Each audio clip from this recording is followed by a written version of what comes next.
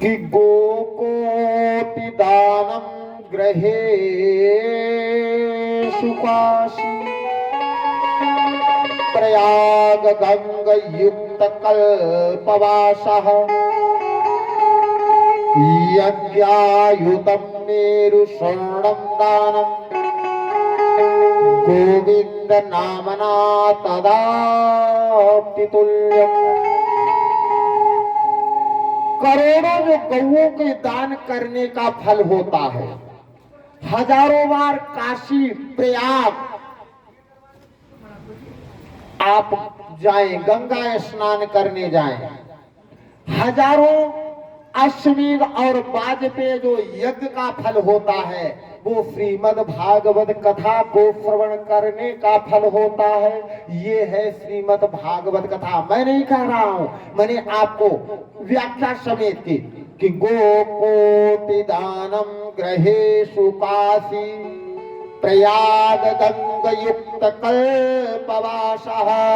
हजारों वर्षों के लिए जो वैकुंठ धाम में भी जो वास का फल होता है वो श्रीमद् भागवत कथा का श्रवण करने का फल है। जो करोड़ों गायों को दान करने का फल होता है वो श्रीमद् भागवत कथा का एक श्लोक सुनने से फल प्राप्त होता। यज्ञायुक्तम मेरु स्वर्णम दानम, चाहे आप कुंतलों सोना दान कर दें, लेकिन मेरी भागवत कथा के आगे वो दान भी फैल है जो कि मेरी भागवत कथा को जितना सुनने से फल प्राप्त होता है। कि गोविंद नाम नाम तदापि तुल्य, गोविंद के नाम के बराबर, गोविंद की लीलाओं को सुनने के बराबर कोई दूसरा फल नहीं है। मेरे भगवान की पतिता स्खलितार्ता श्रुता विवेशो ब्रुवन् हरे नाम कीर्तन चरे मुच्यत ही सर्वपातकात्। दुखी, स्खलित, परेशान, शठ, मूर्ख, पापी, दुराचारी, अत्याचारी यदि भगवान की कथा को श्रवण करता है तो वो भी मोक्ष और गति को प्राप्त करता है। ऐसी महिमा श्रीमद् भागवत महापुराण की है। मेरे भगवान श्री व्यास जी सुखदेव जी से कहते हैं, व्यास जी सुखदेव जी परीक्षित जी से कहते हैं, आए परीक्षित कि श्रीमद् भागवतम यत्र श्लोकम कार्तमेव च तदापि भगवान कृष्णो वल्लभी विराज्यते। जहां पर श्रीमद् भागवत कथा का आधा श्लोक तक का जिस जगह पर पाठ हो जाता है वहां पर हजारों यज्ञों का पूर्ण प्राप्त होता है। जहां जहां तक उसकी ध्वनि जाती है वहां तक निगेटिव ऊर्जाएं खत्म हो जाती है। धन्य वो भारत भूमि है कि भारते मानवम जन्म प्राप्य भागवतम चहि श्रुतम पापम पराधीनस्तु यतनासते कृतः। यदि मनुष्य का जन्म पाकर भी जिसने भागवत कथा को नहीं श्रवण किया उसका मनुष्य जीवन व्यर्थ हो गया, समझ लो। उसका जीवन पे वो केवल इसलिए जन्म लिया कि उसने अपनी माता को केवल प्रसव पीड़ाएं दी है, उसने अपनी माता को कष्ट ही दिया है। बाकी का धरती पर आकर के उसने कोई देव ऋण, कोई पितृ ऋण, कोई ऋषि ऋण नहीं उतारा।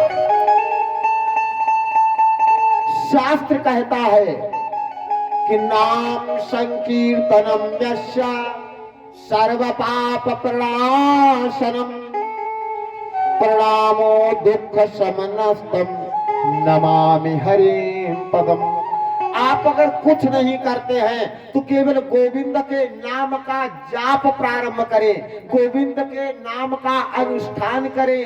केवल चलते फिरते उठते बैठते गाते हंसते नाचते जो भी करें। अरे भाई रोटी बनाओ, रोटी बेलते जाओ, फिर भी कहते जाओ श्री कृष्ण गोविंद हरे मुरारी हे नाथ नारायण वासुदेवा।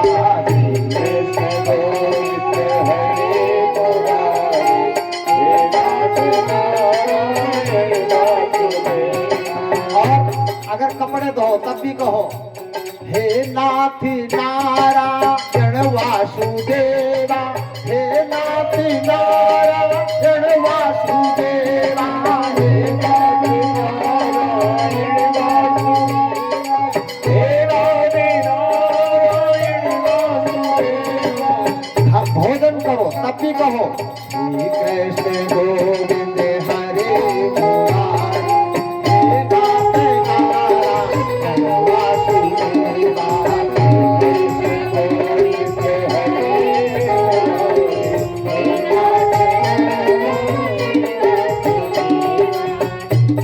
परमात्मा ये नहीं कहता कि तुम अपनी धन दौलत या कुछ चाहिए, उसे कुछ नहीं, सब कुछ कर दे भेद भाव से। मैंने नजर उठाता करता हूँ स्वीकार प्रेम से, जो एक पुष्प चढ़ाता, केवल जो एक पुष्प लेकिन प्रेम से सच्चे मन से चढ़ाए, तो मेरा परमात्मा इतना अच्छा। चलो ये न कर सको, घर में कोई समस्या है, कोई भी किसी प्रकार की समस्या है, आप घर में हनुमान चालीसा ही पढ़ना चालू कर दो, लेकिन एक नियम से। उसकी शर्त केवल एक ही है, ये शर्त नहीं है कि आप पकवान चढ़ाएं, मिष्ठान चढ़ाएं। अच्छा, उदाहरण के तौर पर आप एक ही समय पर एक गाय को रोज रोटी देना चालू कर दो। आप 10 दिन रोटी दीजिए एक ही ठीक समय पर, आप 11वें दिन देखना कि उसी समय गाय द्वार पर आ जाएगी।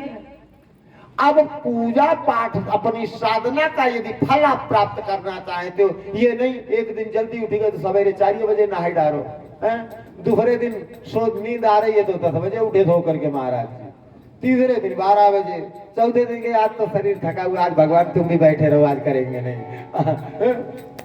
ऐसा नहीं चलेगा महाराज जी, एक नियम बनाना पड़ेगा। जब आप एक समय पर नित्य प्रति करना चालू करते हैं तो आपको इंतजार करने की आवश्यकता नहीं रह जाती, आपका इष्ट इंतजार करने लगता है कि अब समय हो रहा, मेरा वक्त आ रहा है। एक समय, हाँ 2, 4, 10 मिनट इधर उधर हो जाए कोई वाली बात नहीं, इतनी भी ऑफिस का टाइम नहीं, ऑफिस में भी 5-10 मिनट की छूट होती है तो भगवान के यहाँ भी।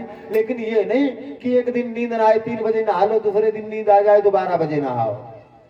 हाँ देखो, पति पत्नी देखो एक दूसरे के ऊपर कह रहे नहीं तुम लेट उठती हुए गिरी, तुम लेट उठते, बोलो गोविंद भगवान। हम इसलिए नहीं कह रहे कि तुम दोनों जने यही बात कर लो, है बोलो गोविंद भगवान। एक समय रखो।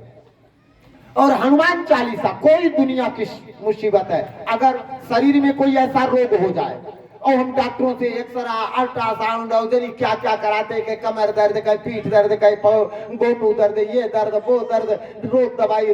अच्छा, नियम करके देखो, मंगलवार से आप एक समय बनाओ। क्यों?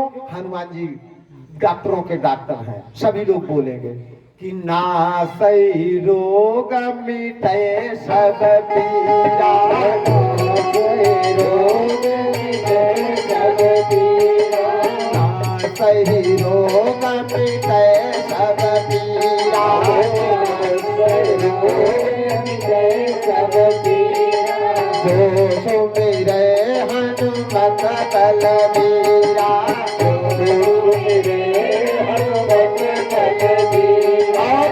जिनको विद्या चाहिए हो तो उन्हें कहीं दूसरी जगह जाने के पास बात नहीं, जिसके पास जो होगा वही तो दूसरे को देगा। तो किसके पास है विद्या? कि विद्यावान गुणी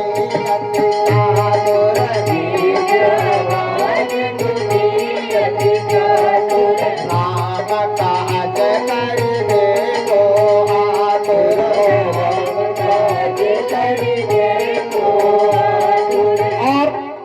अगर कोई ऐसा संकट आ जाए, मुसीबत आ जाए जिसका हम बहुत प्रयत्न कर रहे हैं लेकिन छुटकारा नहीं पा रहा हो, सारे मेरे प्रयत्न फैल हो रहे हैं, तब भी आप हनुमान जी की शरण में चले जाइए। क्यों?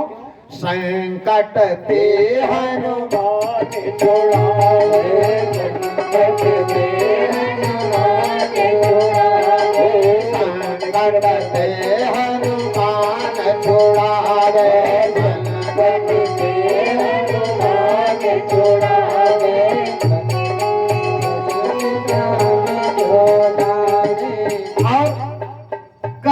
होता चला जा रहा है। कमाई पता नहीं घर में कहाँ लग जाती, जिसको आम भाषा में कह देते हमारे घर में बरकत नहीं होती, बढ़ोतरी नहीं, तब भी आपको दूसरे देवता को बदलने की कोई जरूरत नहीं, हनुमान जी की शरण में आ जाइए। क्यों? हनुमान जी कौन है?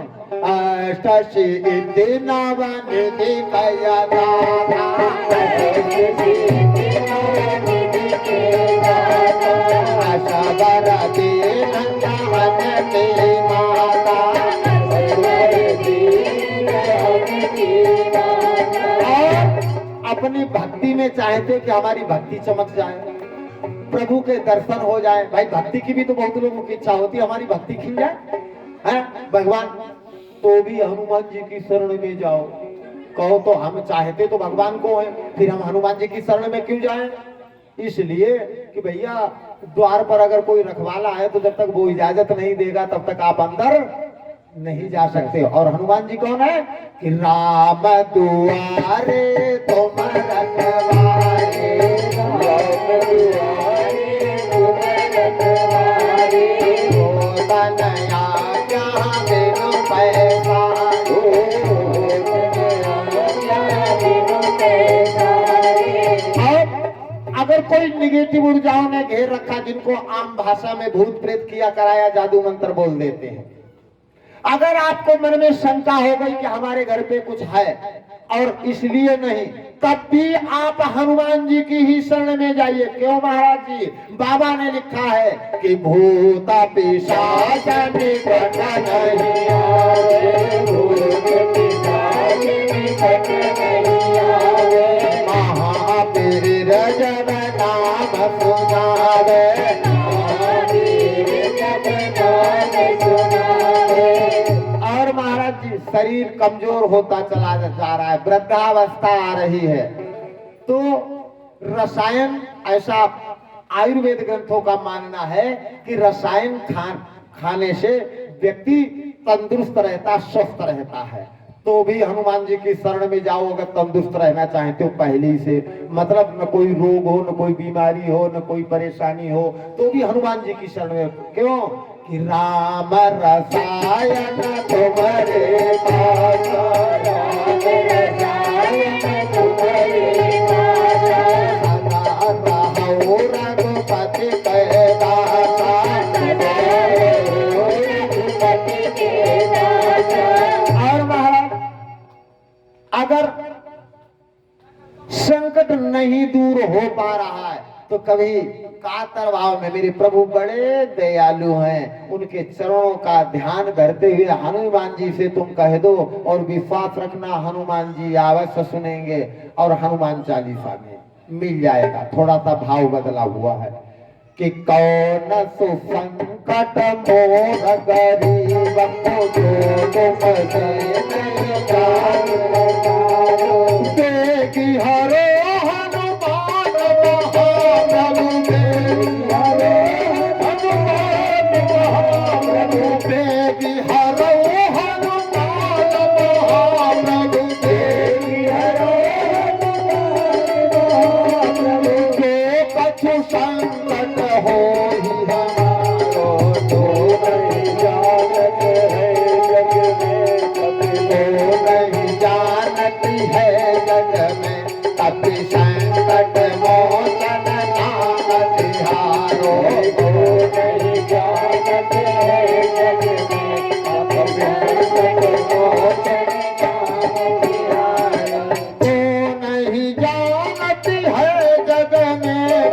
संकट मोचन